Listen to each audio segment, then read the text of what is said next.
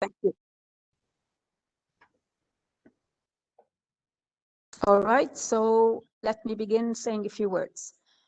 Again, good evening, everyone, and thank you for joining us for yet another interesting, very interesting, I'm sure you're going to agree, Kawakib webinar with our colleague and friend of AUB of Beirut of the Salim Hus Bioethics and Professionalism Program, Dr. Havi Moraim. I first met Dr. Havi Moraim when I visited her in Memphis. I went with her rounding in Memphis, and then we attended an ethics committee meeting.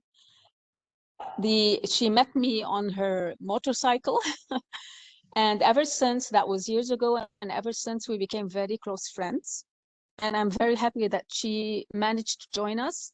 I might as well say before I start the official introduction that Dr. Moraim is a pioneer in the field of bioethics and clinical ethics. So we're really very lucky to have her with us. Now to the formal introduction. Dr. Moraim is a PhD holder in philosophy and law. She's a professor in the College of Medicine at the University of Tennessee Health Science Center. She does clinical teaching, consulting, research with special interest in healthcare changing economics, conflict resolution, and litigation issues surrounding clinical medical research, as well as clinical ethics consults. As principal at the Center for Conflict Resolution in Healthcare, which I was lucky enough to attend, I attended her training sessions, and I really learned a lot in healthcare mediation from Dr. Moraim. She provides mediation services and training in conflict resolution for the healthcare setting. Dr. Moraim is also a licensed attorney, assisting clients pro bono in selected cases. She has authored 2 books and over 180 articles in journals of law, medicine, and bioethics, all of them very intellectually stimulating, including the journals including California Law Review, Vanderbilt Law Review, Journal of the American Medical Association, Archives of Internal Medicine, and the Wall Street Journal. She has presented hundreds of invited lectures nationally and internationally to such groups as the American Medical Association and the American Bar Association. We have collaborated at AUBMC with Dr. Moraim in holding several training sessions for our attending physicians and residents on how to disclose error to patients, on communication skills. And Dr. Moraim also worked with us at the King Hussein Cancer Center in training colleagues from the Hussein Cancer Center in communication skills and also in clinical ethics. So without further ado, the floor is yours, dear Havi, and thanks again. Thank you, Talia. It is a pleasure to be here. And frankly, one of the best parts is just getting back in touch with Talia again and some of my other friends, Diana, Wadad, and everyone. So let's do a little screen share and application window. I'm hoping this is going to work. And we hit the play button. Yeah, how's that? Does that look all right? Perfect, thank you. Excellent. All right, thank you. So we're going to talk about this somewhat awkward topic of everyone makes mistakes. Nobody does not make mistakes, at least nobody alive today. And mistakes are going to happen in medicine and throughout healthcare. And so then the awkward question arises, gulp, what do we tell the patient? What do we tell the family? I will note that for resident education just a few years ago, the American Council on Graduate Medical Education emphasized that residents really need to learn how to disclose adverse events, unexpected events, also errors to patients and families, and they need the chance to participate in disclosure, whether real or simulated. And that is one of the things we've been doing at AUB and also at King Hussein Cancer Center. And I've really enjoyed those workshops. So just inquiring if people who are joining us today want to chime in, when an error or an adverse outcome occurs, what responses have you observed from healthcare providers? You know, what do you see people actually doing when they either make a mistake or see that someone has made a mistake. Anybody want to chime in?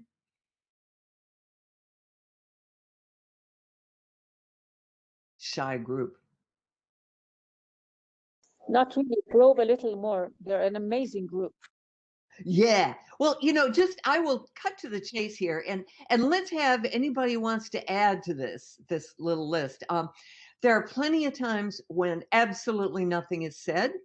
Sometimes people will feel like they kind of have to cook up something, and they might speculate and go beyond what they actually know. They might offer, well, this might be the cause. Well, if you don't know what the cause is, it's usually a better idea not to tell exactly what the cause is, what you think it is, because if it turns out that you're mistaken, oh dear, you may have to eat those words.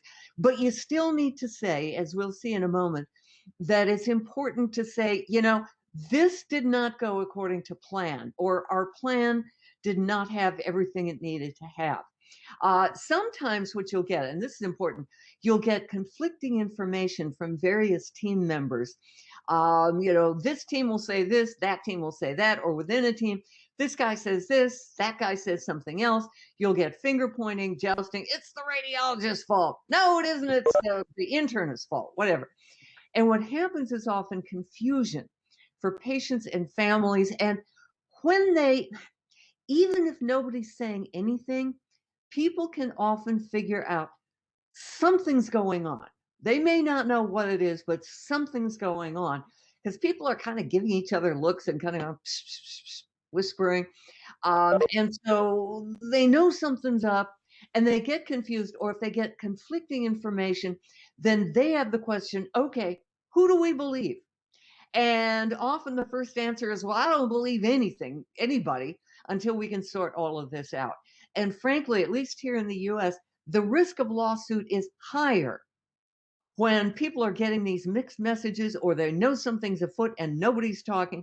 There's actually a higher risk of litigation, even when there's been no mistake. And the reason for the risk of litigation growing is very simply because if I know something's going on and either nobody's talking or they're saying different things, maybe you won't tell me the truth, but by golly, you're going to have to talk to my lawyer. And that is one reason people to turn to a lawyer to find out what happened. Just the simple thing of, I want to know what happened. So, okay, way back in 1999, kind of a seminal piece that came out about errors and how to manage errors. And this was the piece that said, look, stop looking for bad apples. Let's look at systems level errors, especially.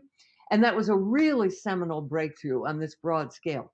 So they defined error as either the wrong plan, or, yeah, you had a good plan, but it didn't get completed as intended. And errors can happen at every stage of care.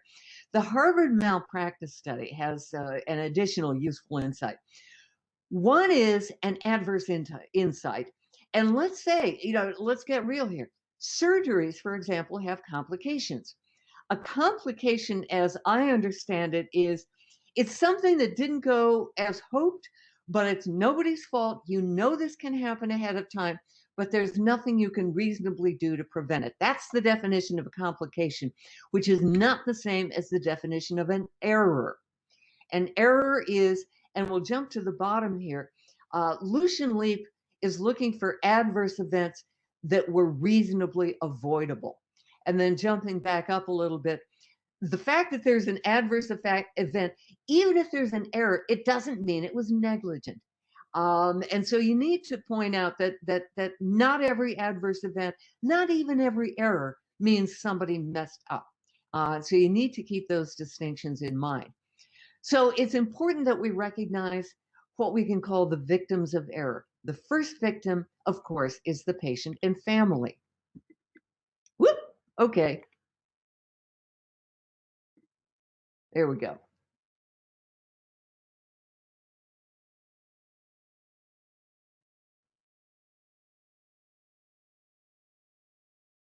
I was frightened to complain anymore, scared that, you hear about people being mistreated in the hospital. I was scared that I'll get more mistreated.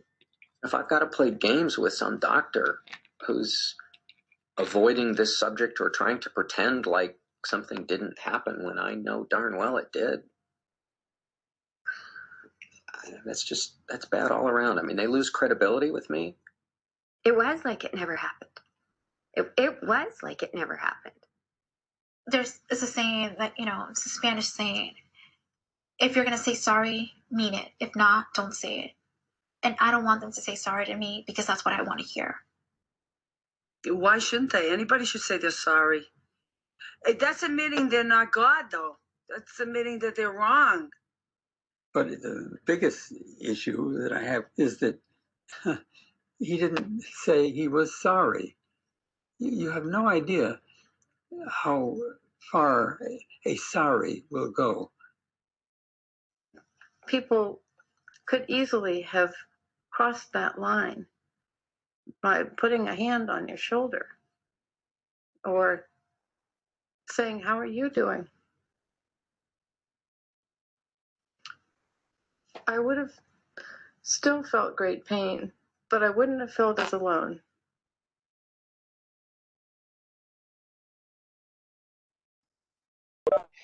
So obviously the patient and family are the first victim, but here's something that we often lose track of. The second victim is especially the physician who made the error. I don't know about, that much about where the participants this morning practice, so a variety of places, not just AUB. But certainly here in the United States, one of the things we have not done well is tender, loving care and support for the physician, nurse, other provider who made the mistake. Yes, the person may have made a mistake. It may have been reasonably avoidable, but that's just called human. And to make that person feel like an outcast because he or she did something that every other person does, which is to make a mistake, is a mistake on our part.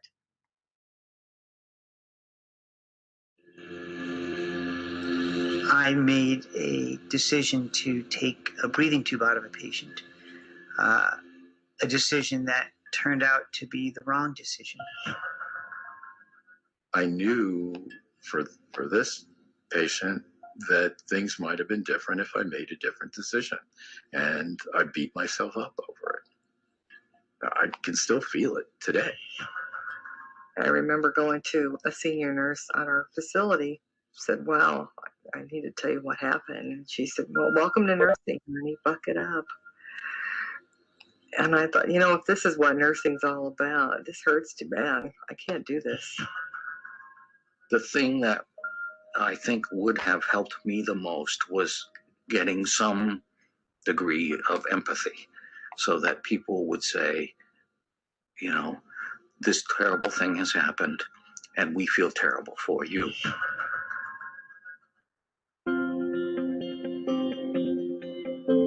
Everybody I know has had some kind of complication or adverse outcome with some patient along the way, not necessarily through your own fault, but you're responsible for them and things don't go well. That's really difficult. What can happen can be an array of problems, becoming anxious, overly obsessive, guilt-ridden, depressed. Most physicians don't talk about it. They just suffer. It is our job to provide high-quality care for all of our patients by a medical staff performing at the top of their game. As physicians, we see severe human suffering without treating our own soul. Something has to be done. Something has to be done. How are they going to be caring for the next patient effectively if they're carrying this around with them?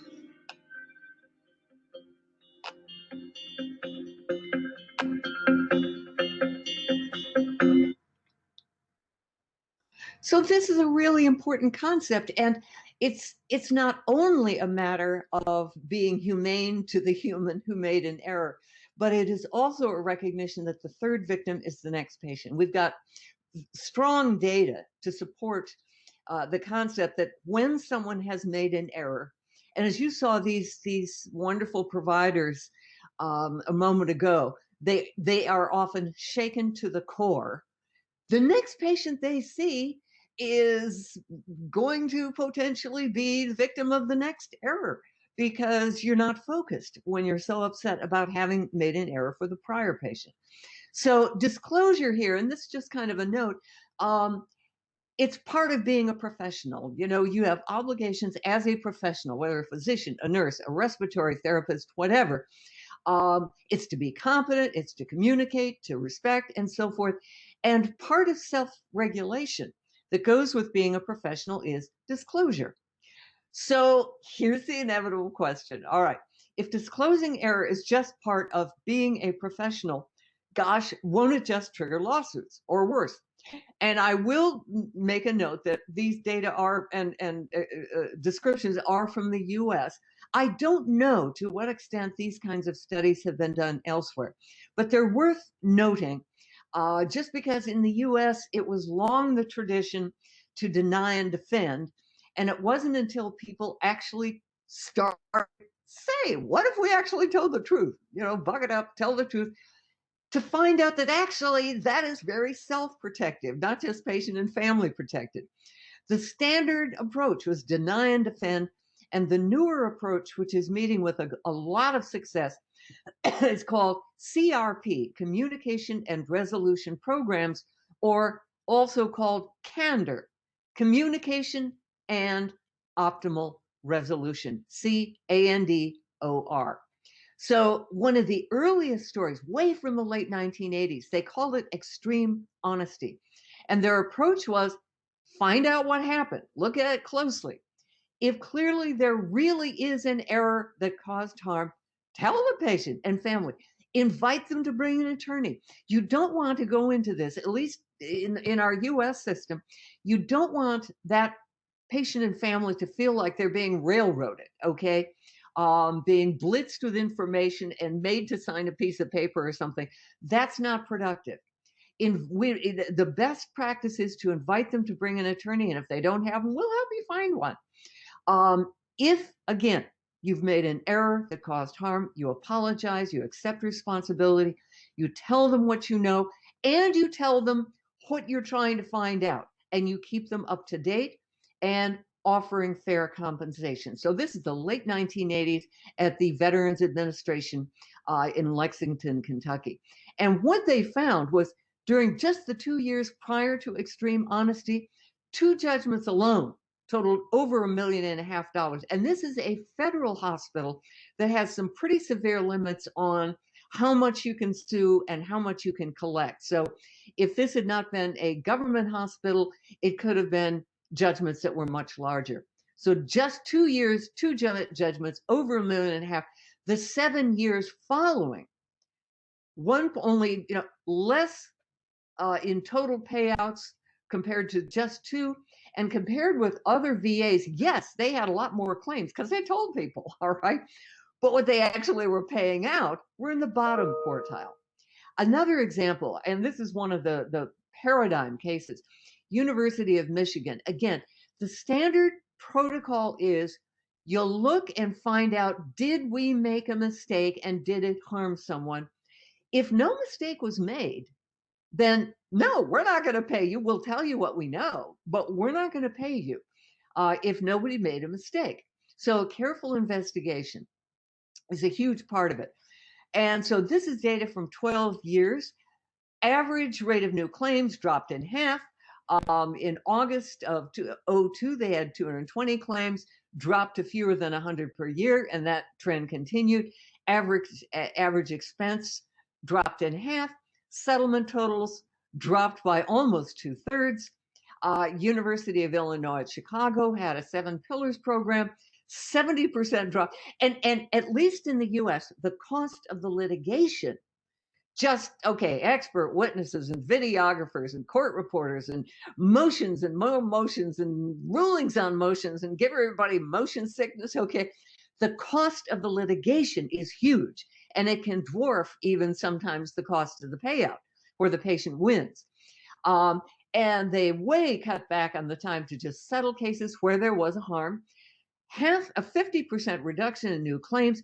People respect being respected and told the truth. That is a very important thing. And here's really important: ongoing peer support. Embrace that physician, nurse, or other provider who made the mistake. And very importantly, they ramped up their patient safety reporting, far more reports per year, so that they could improve quality and thereby reduce the number of errors through candor, communication, and optimal resolution. Here in Tennessee, just the other side of my state, they have a CRP. And so again, the protocol is tell them when we made a mistake that hurt you, get together, talk about what we're doing to prevent similar errors, offer a resolution. If there's no error, we're not going to give you cash if we did not make a mistake. 12 years of data. Again, big reduction in claims filed, defense costs, time to close cases, reduction in the cost of actual payouts, and reduction in total liability costs. In other words, doing well by doing the right thing. So what do we know about how to break bad news as a general matter? Well, these are some of the things.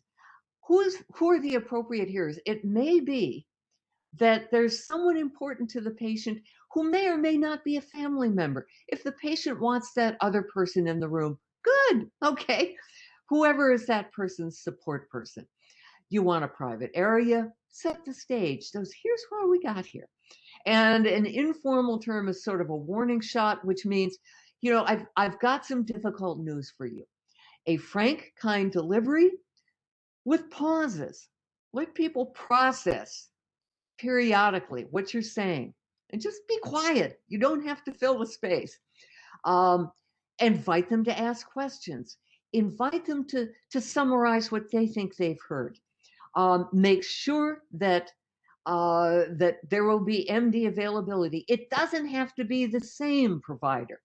They need to have some choice. If they don't feel comfortable continuing with the doctor or nurse or whoever made the mistake, they shouldn't have to. They need to be able to trust their care providers going forward. And very importantly, don't assume that the first response is their permanent attitude. They may just give an outburst of some kind. Let them process this. They may very well and often do come around. So a very helpful approach is called ask, tell, ask. Ask them what they understand, you know, about a situation. Have you had a sense that maybe things have not gone quite well? Well, if you have, that's right. We learned that something did not go as we had planned it. Amazing. I'm sorry? I heard a voice. It's live. So, I'm sorry? I'm hearing a voice, but I can't make out the words. I think it's accidental. So Okay, all right.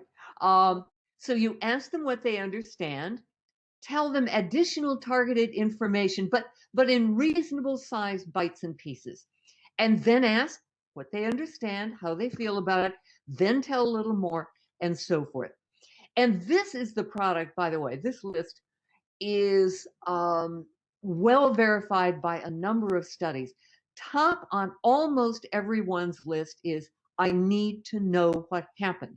And that is an act of respect toward that person and the family who have been harmed. They need acknowledgement that this has been hard, and where appropriate, an apology. They need to know that something of value can come of this by way of improving quality of care, and that this will not happen to somebody else. This is hugely important for someone who's been harmed. You may not be able to undo the harm, but if you can make something of value out of that bad experience for the patient and family, that is of value in itself. And then finally, fair compensation. Most folks who sue here in the US in medical malpractice, they are not trying to get some kind of lottery. They're looking for something fair. If I've lost work, and it's because you made a mistake, I'm not the one who should be out of pocket. Y'all should be out of pocket. Okay, that's the basic concept. So here's a video. Now, please take notes. How did this doctor do? Good morning, Mr. Thompson. I hear you had a rough night. How you feeling? A lot better. Blacked out and woke up in the ICU. I had no idea I was so sick. Well, let me tell you what happened. As you know, diabetes produces wide swings in your blood sugar levels. Last night, your blood sugar dropped down to 35. 35? It's never been that low before. Yeah, that's dangerously low, and that's why you passed out. But we were able to get it back into your normal range, and you should be okay from here on out. So why did my blood sugar drop so low? I'm fairly positive it was a bad reaction to the insulin you got last night. We've adjusted the dose somewhat, and this shouldn't happen again. Is this insulin different than what I usually take? Oh, no, it's the same stuff, but it looks like you got a little bit more insulin than usual. So now that we know how much you actually need, this isn't likely to happen again. I'm glad you're feeling better. Wait. You know how much insulin I need. I've been taking 10 units for 4 years. Why would you change it? And exactly how much did I get? Well, looks like the nurse gave you 100 units. 100 units? You can't be serious. Look, I understand you're upset, Mr. Thompson, but there's no reason to yell. There was no permanent harm. That's good. See you later. You're in no condition to leave just yet. I mean, this is just a bump on the road. Things like this happen on occasion. Oh, yes. Here we go. So we can debrief now or later. People were shy a moment ago about pitching in. So I'll just give a few more slides, and then I would love to hear all the things that you caught about how this doctor messed up in disclosing this thing. Overall, sooner is better than later. When you know something went wrong that caused harm, the longer you wait to acknowledge it, the more suspicious people get. Because again, people catch on something's not right. They don't know what, maybe, but something's funny. People are whispering and out in the halls and not looking them in the eye or whatever it might be. But again, do enough investigation to figure out, yes, we did make an error. We may not know the cause yet, but exactly what the error was and how to describe it. So good idea in many cases. Talk to your risk manager, and you may have at your institution a disclosure team that will help on how to provide this information to the patient and family. Very important to do a very immediate disclosure for a drug error, even if there's not much harm. You got a different, you're supposed to get this amount of the drug, you got a different amount or a different drug. Here's what we're doing to find out how that happened. Or a test or treatment was not done as scheduled or as it was ordered. Even if there's not much harm, you need to be upfront about that, or maybe even a mistaken blood draw. And those three come from a risk manager of a hospital that I work with. And again, especially when there's significant harm, make sure you talk to the risk manager. At least in most hospitals, they want that. So how to make an apology? Just a couple of notes here. There are different kinds of apology. One kind is called a rapport. It's a commiseration. If I stubbed my toe and I'm going, ow, you might say, oh gosh, I'm so sorry that happened. Now, you're not saying something is somehow your fault. No, you're just, oh, I'm so sorry that happened. That's just commiseration. A partial apology is usually a really bad idea. I'm sorry if I offended. I'm sorry if you felt bad. I don't know how many of you folks happen to be aware of what's happening to New York Governor Cuomo, yet another politician in the U.S. who's been accused of sexually inappropriate conduct. And so he's given one attempted apology after another. Oh, I didn't touch anybody, and I didn't mean harm, and no, I never said that, but I'm sorry if you were offended. Oh, no. Yes, what he said was offensive to people, and he didn't own up to it and didn't own up and finally owned up, but now it's too late. Okay. Check out some of the U.S. newspapers if you're curious about that mess. A full apology requires accountability, and yes, I made a mistake and I am sorry for it. Research shows if somebody getting an apology believes that I'm right and you're wrong. Anything less than a full apology is likely to cause more harm than good. So here are the things to avoid. You may recognize this from the video. Oh, come on, you don't have to get so upset. It's not that bad. These things happen. Okay, bad idea. Well, you should have known it was the wrong pill. Why didn't you tell the nurse? It's the radiologist's fault. Well, the nurse gave you 100 units. Sorry, any apology with but, or sorry if, sorry you feel that way. I'm sorry for your sorry colleagues. Or an apology with a failure to follow through, or what's called a narcissistic apology. Well, this is hard on me too. They don't want to hear that, okay? So here's an appropriate example. I am so sorry this happened. I want to talk to you about it, help you understand it, and I want to tell you what we're going to do next so that we're going to do everything we can to care for you, find out more about this, and support you.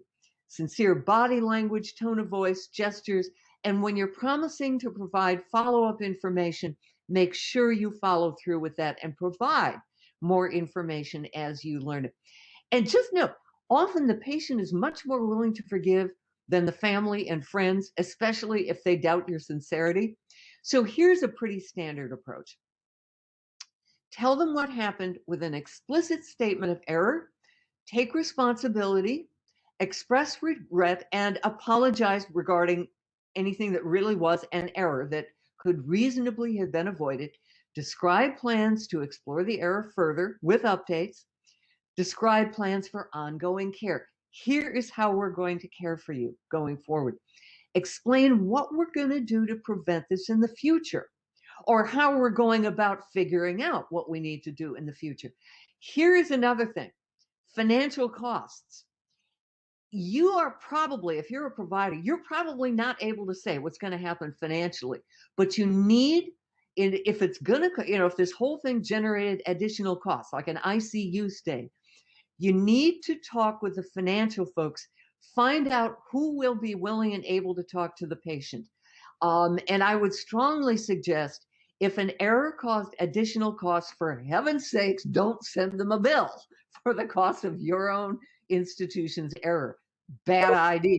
Okay.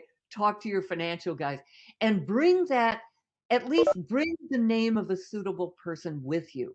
Can be very helpful. I know you're worried about costs. So how about if so-and-so comes to talk to you about that? So I'm going to leave it right there and stop sharing. We do have a video. Now, if I can find, hello. I can't seem to find my cursor, so I'm just going to exit like that and stop sharing. There we go. Back to the group. All right. And so let's see what thoughts and questions and observations everybody has.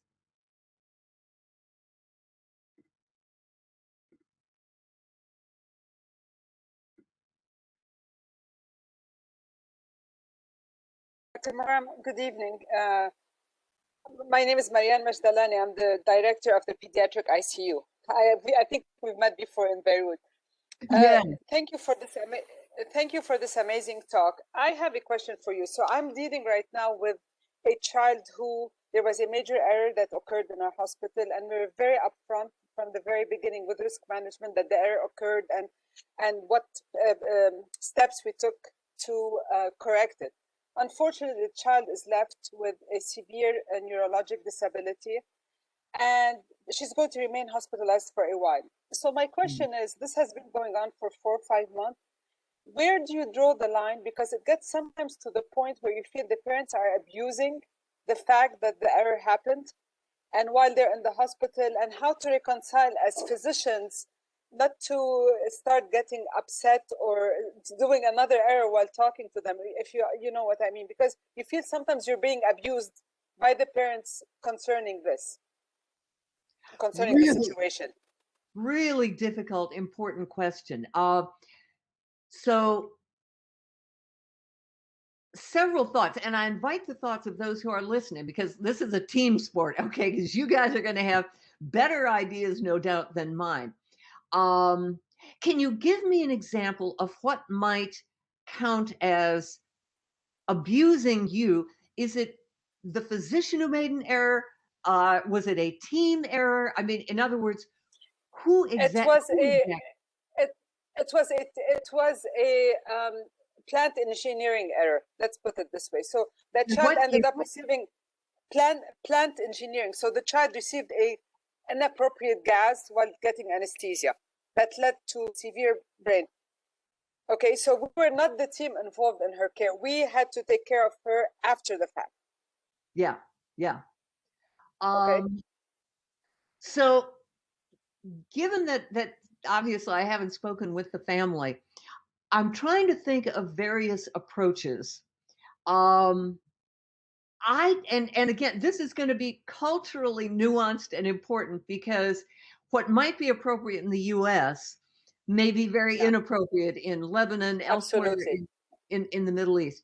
I might be inclined at some point to just, when I'm not there to provide care at all, go in the room, sit down, and as sort of step one, say, you know, I can't imagine what you're going through. I mean, some of the tools that I might use, one called affect labeling, and just talk about what they're going through as a family.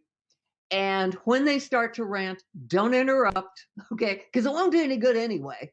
Don't try and explain. Don't try and excuse. Just listen. Ask questions. Ask more follow-up questions, okay? As noted in the chat, and we're going to get to the chats in a moment, it will take quite some time to process this tragedy. So I would have a serious sit down with the family to listen and listen some more. I would ask them how it has affected other elements of their family and family life, because obviously this is, you know, to the extent that they have a work life in this crazy pandemic, which is a separate question of its own. How has it affected their other children? How has it affected other family members? One of the things that we don't always do is to let them fully vent what's going on elsewhere. And so these things find their way into the brief snippets of conversation that they will have when the healthcare team walks in the room and so forth. So job one, and you may have to do this more than once, and more than one person may have to do this more than once. Just let them tell you what's going on, and don't shut them up as soon as they become silent. Ask them for more, and that's going to hurt, okay? But when they've it's been going on, yeah.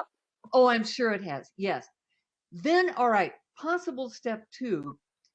May I tell you how it is for me and for the others in my team as we interact with you?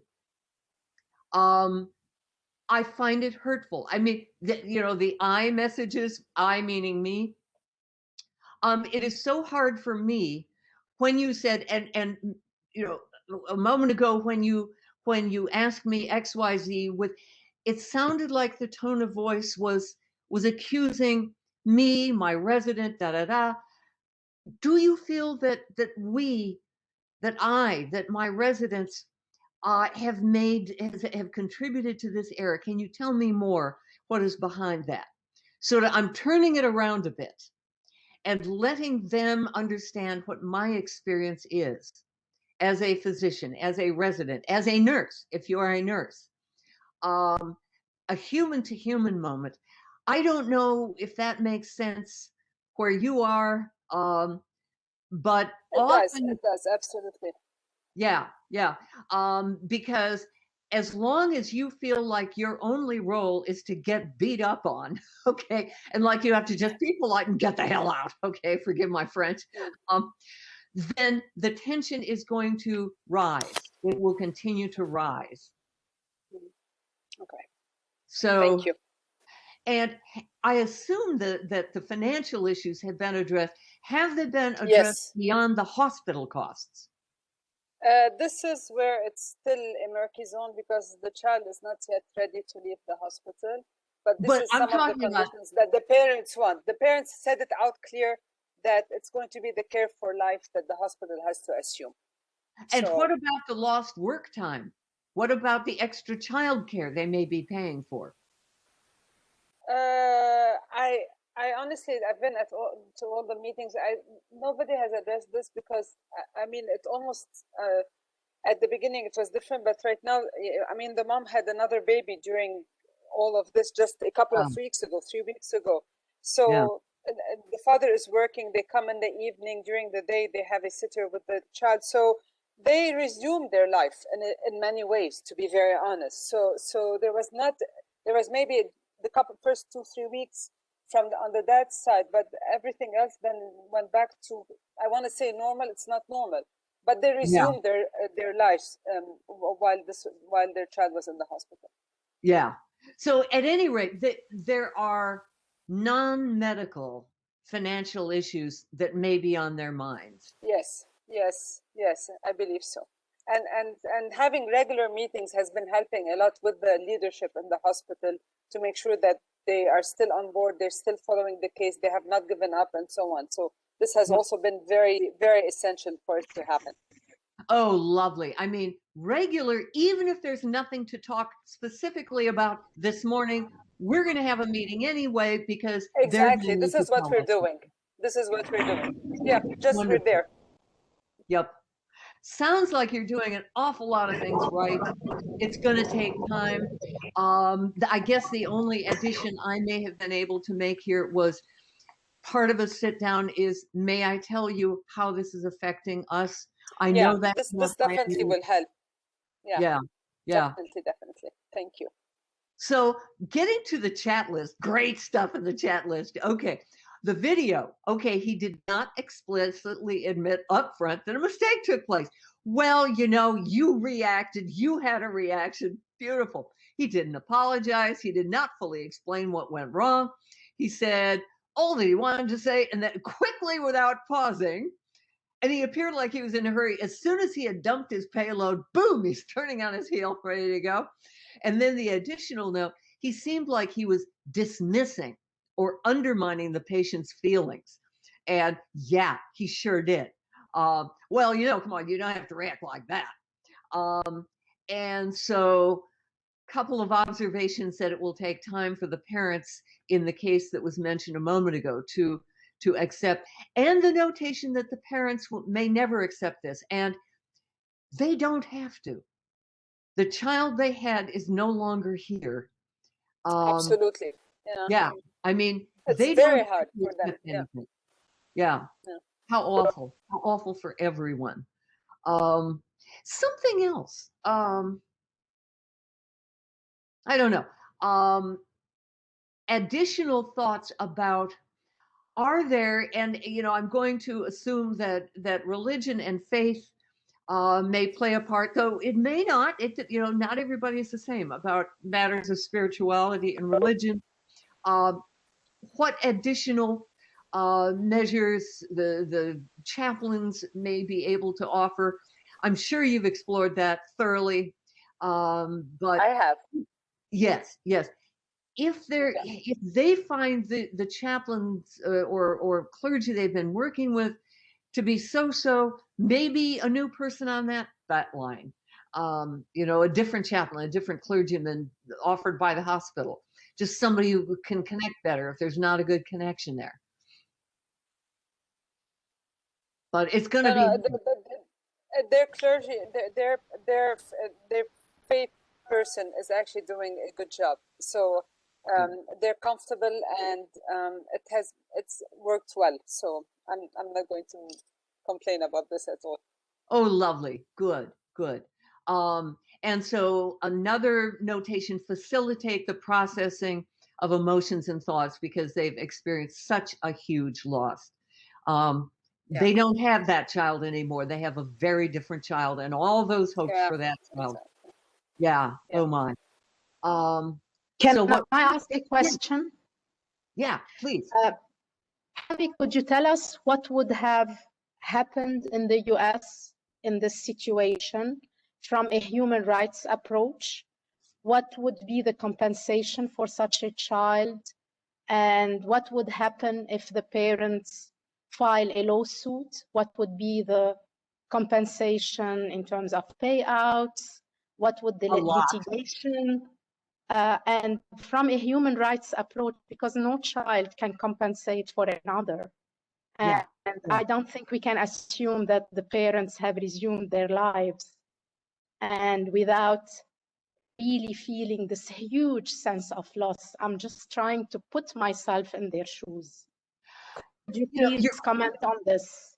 Your question is really important, and step one of the answer is it depends on what state you're in. Okay, because in the US a number of states have enacted legislation that limits compensation for medical malpractice. Now all of the states will allow full compensation, so far as I know, for the actual economic losses. And that will include not just the hospital care, but ongoing care to the best of your ability to estimate lifelong. Okay.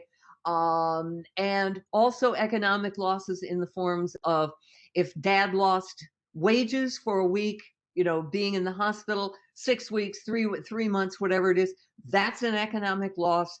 So all of those economic losses will be compensated to the best of my knowledge in every one of the 50 states. The key question is going to be, and there are going to be several key questions, but in terms of the amounts of damage, damages, as we call them, compensation, what state you're in will limit the what's called non-economic, the pain and suffering, the emotional damages, this kind of thing. The state of Texas, for example, has very small limitations for the non-economic damages.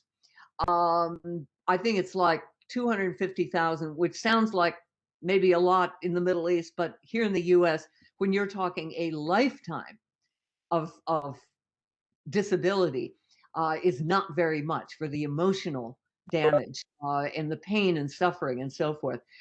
In the state of Tennessee, the damage cap for non-compensatory damages, non-economic damages, 750,000, or certain kinds of injuries, which might fall in that list here, tops would be $1 million, and then punitive damages, which if it was an egregious error, and I'll get to that in a second, if it was an egregious error, the punitive damages are going to be something like, oh, and I'm sorry, I shouldn't even quote it. It could be something like half the economics or 500,000, whichever is greater.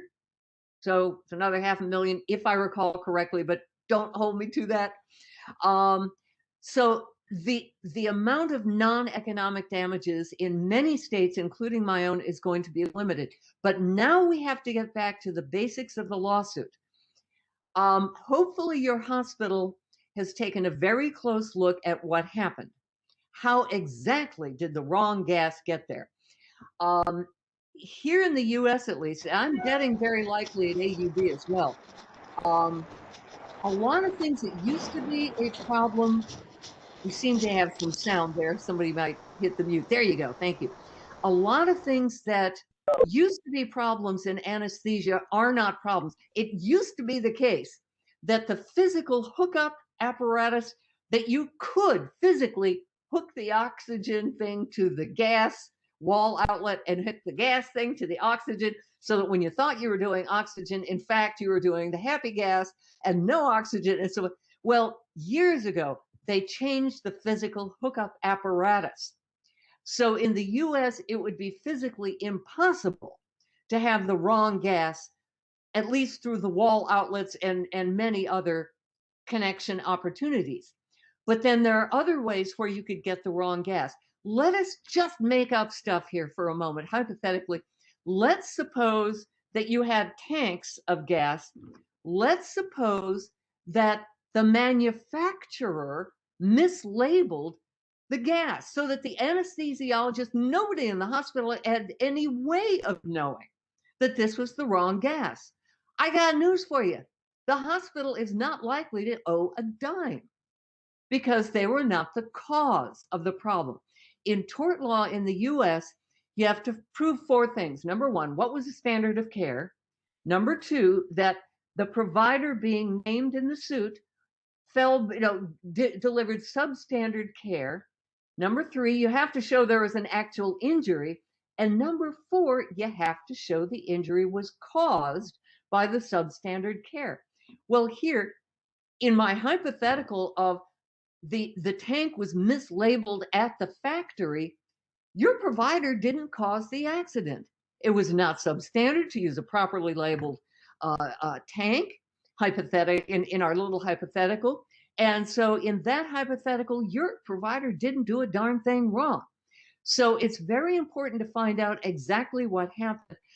I don't know what happened. Yeah. It was very clear. We found the mistake. It was a technical mistake in our hospital, and the parents know that. We were very upfront with them from the very beginning. Yeah. Technical mistake meaning what exactly? Meaning a person switched the gases in the wall without paying attention. So, all right, that's interesting. Yeah, and it was missed at the first step. It was missed at the second step upon checking. So, and the parents know that because they were told point blank, this is where the error happened, and this is what's been going on. So we told them the whole truth and nothing but the truth, as they say. Amen. But now I'm thinking, all right, apparently it is still physically possible to hook the wrong thing up to the wrong wall outlet. In the United States, that error cannot physically happen anymore for a long time. So depending on, in this terrible economic time, something that might, remember that thing that I mentioned, among the things that patients and families want is, this must never happen to anybody else. If AUB Medical Center is able to make the changes to the wall hookups and the physical connections so that this cannot happen again, that could be welcome news to your family, as well as reducing the chances of that kind of error forever and ever at this place. This is what we assured the family and told them about the new process that's being placed in order for this to avoid the error, because this is one of the things they kept saying at the beginning. What if it happens to somebody else? What if it happens to somebody else? And we ended up going through them with the new checklist that was being done to avoid such an error happening again. I'm not talking about checklists. Checklists, that's nice. I'm talking about physical connections. Gasoline, okay, and diesel. All right. I don't know about y'all's gas stations, but when I pull up to a gas station where I could either put in diesel fuel or gasoline, if I accidentally pick up the diesel pump, I can't get it into the gas opener. It's not physically possible. And that makes me look, oh, oops, wrong thing. So if it is still physically possible to make this, all the checklists in the world are great, but physically changing the wall outlet and the connectors. That's a very good point, and I'm going to bring it up. Absolutely. I just love the idea, and I'll make sure that's brought up tomorrow. Yeah. And that's something that you could bring photographs of the further changes that you have made to make it literally impossible for this error ever to happen again when the physical connections are changed. So it's just a thought. It sounds like this I love the idea. I will bring it up. Yeah. Yeah. So, and thank you. You answered my question. Safety engineering comes first. Yes. Lovely. Okay. And from the litigation standpoint, here's an important question. There in the Middle East, here in the US, because the American Anesthesiology Association, or whatever the national organization is called, they got that change instituted however many years ago. It would, in a US hospital, it would be clearly substandard practice to have the wall outlets for oxygen and happy gas the same physical connection so that you could physically hook the wrong things up. It would be substandard in this country to have that hookup still in place.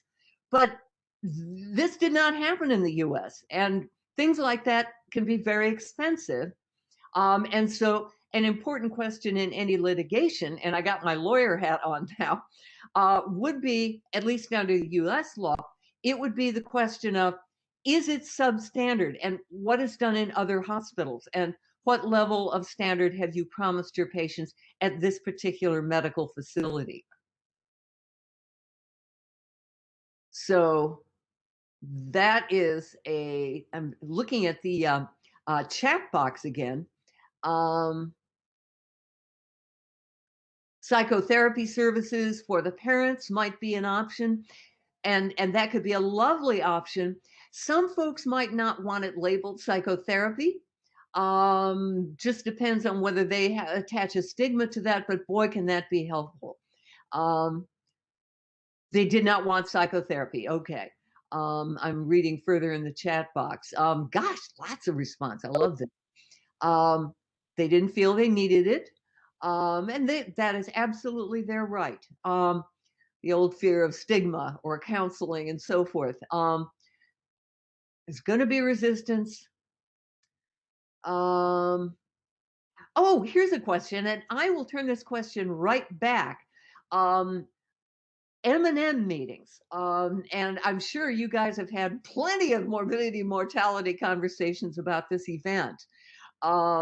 So further comments from anybody who's with us today would be very useful, and warmly invited. So in our institution, this qualifies as a sentinel event. Sure. So it goes to a much higher level than the departmental mortality and morbidity. So because it's a root cause analysis and you have to go through everything to be able to do it. But usually all the cases go, you're absolutely right, through mortality and morbidity. But just because this is an error that happened and left permanent sequelae, it goes to as a sentinel event and root cause analysis. So it's being dealt with at a much higher level and studied at a much higher level. Of course. Okay. AUB is totally up to speed on that. They do an amazing job with that. I have to say it's really good. And the fact that there was this level of disclosure promptly and thoroughly, I mean, y'all are up to speed. That's all I can say on that. That's really wonderful and impressive. Here's another question, and it relates to something I mentioned early on, the second victim. This has got to have scared everybody in the hospital, not just the anesthesiologists and not just the pediatricians. What kind of tender, loving care is the poor anesthesiologist or nurse anesthetist getting? And I don't expect you to answer that. So it's kind of a rhetorical question, but what kind of TLC is that poor soul getting? I mean, that person may be dropping out of practice.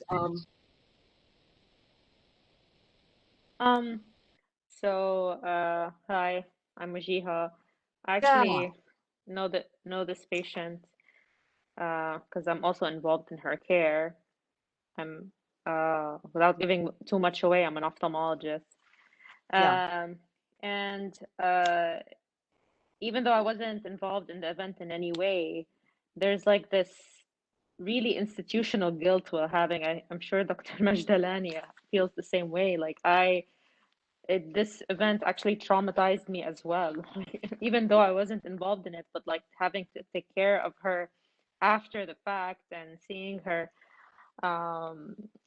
seeing this patient specifically, and just thinking of anyone that can be in her shoes. I can't even imagine how the person who, unless they have no empathy at all, I can't imagine how they're feeling. So I'm hoping that there is some sort of support for the direct team that was involved in I guess that incident.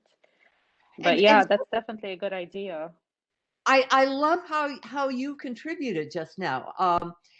You're an ophthalmologist. You weren't involved at all, but you're caring for this child. And debriefings for the people who are caring for her now, debriefings for the nursing staff who are caring for her, debriefings within anesthesiology, and a chance to just give that person some TLC and give each other support. Because right now, y'all are getting abused, partly just by the knowledge of what they're suffering. And some of the providers who walk in the room are getting, as noted, I'm perfectly willing to call it abuse, even if we fully appreciate where it's coming from. So some debriefing for you guys, TLC for each other can help you get through this because you're dealing with a tragedy too. So here's an offer I'd like to make. Would you like to see, as we wind toward the conclusion of this, would you like to see a better quality version of the video in which the guy did such a rotten job of disclosing? You want to see the better one? Yes, please. Okay, let's rock. Let's do it. Share. Yes. Application. Okay. Application window. Here we go. Share. Good. And we will play. Here we go. Good morning, Mr. Thompson. I hear you had a rough night. How you feeling? A lot better. Okay, wait a minute. I think I got the wrong one. Yeah. All right. Let's go to the good one. There we go. I hear you had a rough night. How you feeling? A lot better. I blacked out and woke up in the ICU. I had no idea I was so sick. Well, you know, I'd like to talk to you a couple minutes about what happened last night, if you're up for it. Uh-oh. No, there's nothing to worry about. Though your trip to the ICU certainly wasn't part of the plan, but you're out of immediate danger now and you seem to be back on track. Can you say a little bit about what you think happened last night? Well, I really don't know much. Ask, tell, ask. Having trouble breathing, so you admitted me. Then last night, I started getting woozy and really sleepy. Next thing I know, I woke up in the ICU with lots of people around. Somebody said something about my blood sugar being real low, but they wouldn't tell me any more. Then they said it was safe to come back to my room. So here I am. But from the look on your face, I'm guessing there's more to the story. You're right. What happened was that your blood sugar dropped down to 35. What? Which is why you passed out. But we corrected it quickly and there was no harm. So what is it now? Last check was 98 and you're stabilized. But what I want to talk to you about is why your blood sugar dropped so low. It was upsetting to us and I'm sure you're not going to like it either. We made a mistake and gave you 100 units last night instead of your usual 10. I'm really sorry. Wait. You gave me 10 times my normal insulin? Are you crazy? I could be dead. I know. You have every right to feel angry. And we're committed to understanding what happened and preventing it from happening to anyone else. That's great for the next patient. But still, you could have killed me. I want to be upfront with you so you have all the facts and answer any questions that you may have. What is most troubling to you right now? Well, let's see. Maybe that I could be dead? And why in the hell didn't anybody in ICU tell me this? We dropped the ball there. We wanted to make sure we understood what was happening before we said anything. We just didn't want to guess. But now I know we should have told you. Okay. So what did happen? Well, I wrote an order to give you 10 units of insulin. But the way I wrote it, it looked like 100. We have several safety checks to catch these errors like this, but in this case, it slipped through. I'm sorry. I can't believe it. When my wife hears this. We try to be careful to make sure all our patients get the right medications. But in case of diabetics, 100 units isn't all that unusual, so it didn't raise any red flags. Still, the nurse should have known better, shouldn't she? Maybe she should go back to school. Try a different job, like waiting tables. Or is this your fault? We all work as a team, and we all share responsibility when something goes wrong. I've worked with this nurse for many, many years, and she is an experienced, excellent professional, one that I would trust with care of my own family. Yeah, unless they're diabetic. I'll take personal responsibility for several things. I'll make sure you get all the information that you need. There will be an investigation, and we'll make sure we want to get your perspective over what happened. It's going to take a while to collect this information, but I'll keep you posted along the way. And just to let you know, I've already changed the way I write prescriptions. And I'll work with other members of your treatment team to improve the way we communicate. There are several other improvements we plan to make, and if you're interested, I'll be happy to tell you about those later. Does that sound like a reasonable plan, Mr. Thompson? I guess. But I still can't believe this happened. And how am I supposed to trust your team not to screw up again? You're right. We need your trust and we let you down. But I promise you, we're committed to earning it back. We've reviewed all your medications to make sure they're correct. I hope you let us continue caring for you, but I understand if you'd want one of my colleagues to take over. Let's see how it goes over the next few days. And what about the ICU? My insurance company's going to have a fit when they see this. Not to mention my boss. How am I supposed to make up for the time loss? I didn't have any personal days left. These are important questions, and we certainly don't want you to suffer financially. Can I have one of our administrators come by later today to discuss this with you? Sure. Look, I'm glad you told me about this, but I'm still pissed. You're supposed to be one of the best outfits around. And I still don't quite get how you could do this. I hear your frustration. And maybe we should talk a little more when you've had a chance to think about it. I'll be more than happy to call your wife and talk to her about it as well.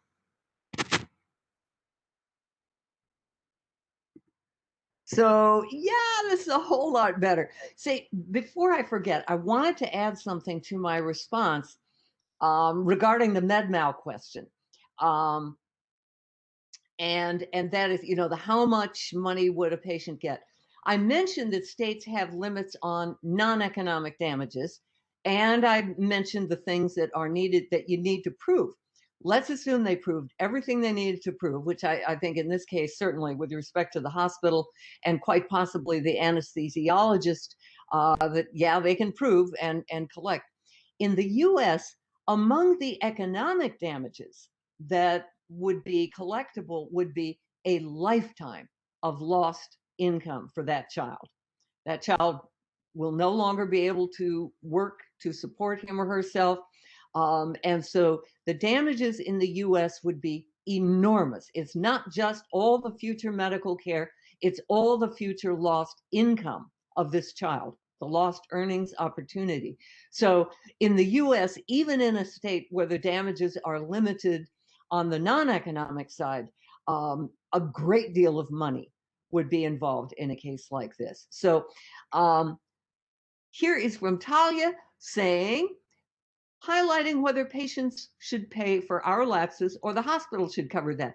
I think the US approach, where if the hospital made a mistake, the hospital is the one who, you know, in fairness, should pay for the consequences of its mistake.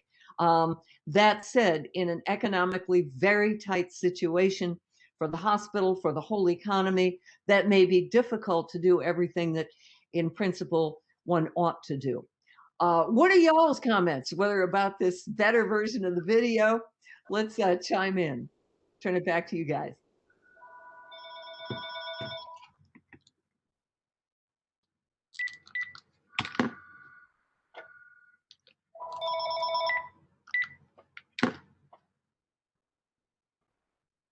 Any further thoughts, anybody?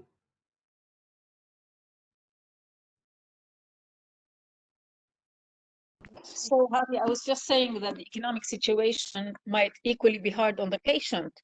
And if it's our fault, why should the patient pay for that? Yeah, that is the baseline approach of certainly American tort law that says, you know, if I messed up and caused you harm, I'm the one who should pay for the harm that I caused. And certainly in a world of justice, that's going to happen. And so it's important for the hospital to think about the broader kinds of damages that the hospital caused. So I'm not in control of that, but I'm sure that they are trying to figure out what will be a truly fair kind of settlement for the family. One thing that from the American experience that we think about is the more the hospital, the providers, the doctors appear to be upfront in trying to acknowledge these other kinds of losses, e.g., where dad had to miss work. And yeah, you shouldn't have to pay for that because you shouldn't have had to miss work and so forth. You would not otherwise have been off of work for those 2 weeks, 3 weeks, whatever.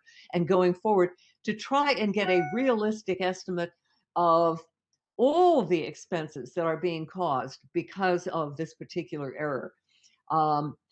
I don't know what the hospital's wherewithal for being able to address that fully, but the fairness says that yes, the hospital, not the family, should absorb that loss. And we love fairness, don't we? We hope so. We hope so. And in this case, I think that, if I may say, in this case, it's not just the mere cost of subsistence or care for the child later on, but it's the quality of life cost as well that needs to factor in. I agree. Any other thoughts? I think we need to be respectful of your time and for you to give treats to your well-behaved kids. Oh yeah, you want to see my kids? Okay, come here. Yeah. Where are they? Let me see. Oh, can we see? Oh, I don't see them. Do I? Well, he should be on his. No, there's nobody back there. All right, we have Rusty. Come here, Rusty. Okay. Yalla, معلش. Thanks a lot, Javi.